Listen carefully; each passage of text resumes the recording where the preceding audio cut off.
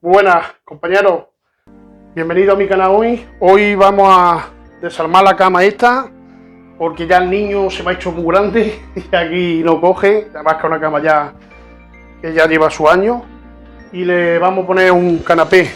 Hoy vamos a desarmar la cama esta y la mía de matrimonio también, que es un canapé pero ya está viejo también, y también lo vamos a desarmar para luego colocar los viejos, los nuevos. Así que vamos a ello.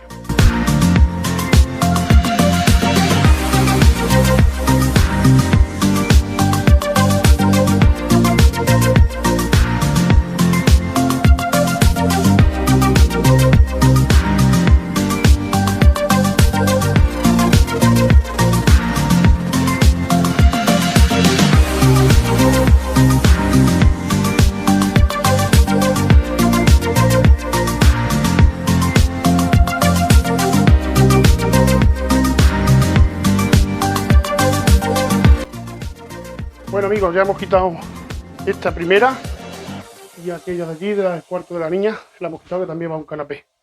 Y ahora vamos al de matrimonio, al mío.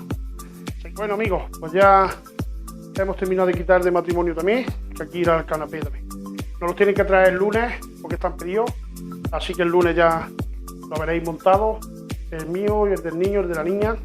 Ya os lo enseñaré en otro canal cómo se ha quedado montado, porque ya pintaremos luego las paredes y haremos todo un vídeo de pintura también, así que hasta el próximo.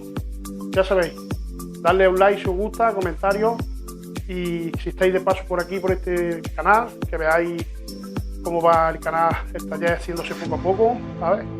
Y otras cuantas cosillas que tenemos. Así que hasta otra, compañeros.